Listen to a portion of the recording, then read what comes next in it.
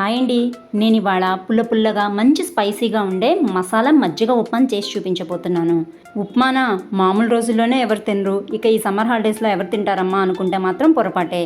ఈ మసాలా మజ్జిగ ఉప్మాని ఒక్కసారి టేస్ట్ చేశారంటే అస్సలు వదిలిపెట్టరు, అంత టేస్టీగా ఉంటుంది.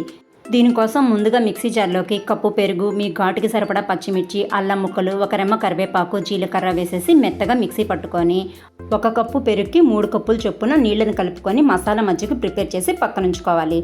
మీకు ఇష్టమైతే ఈ మసాలా మజ్జిగ ప్రిపేర్ చేసుకునేటప్పుడు పుదీనా ఆకుల్ని కూడా వేసుకోవచ్చు. ఇప్పుడు వేరొక గిన్నెలో ఆయిల్ వేసుకొని హీట్ అయినాక 1 టేబుల్ స్పూన్ చొప్పున పచ్చిశనగపప్పు, ఆవాలు, మినప్పప్పు, జీలకర్ర వేసి పోపు పెట్టుకున్నాక సన్నగా కట్ చేసి పెట్టుకున్న ఉల్లిపాయ, క్యారెట్ ముక్కలు వేసేసి కొంచెం మగ్గినాక చిటికెడంత పసుపు, రుచికి సరిపడా ఉప్పు వేసేసి పూర్తిగా మగ్గినాక 1 కప్పు బొంబాయి రవ్వని వేసేసి సన్నని మంట మీదే రవ్వ మొత్తం పొడి పొడిగా వచ్చే వరకు ఫ్రై చేసుకోవాలి.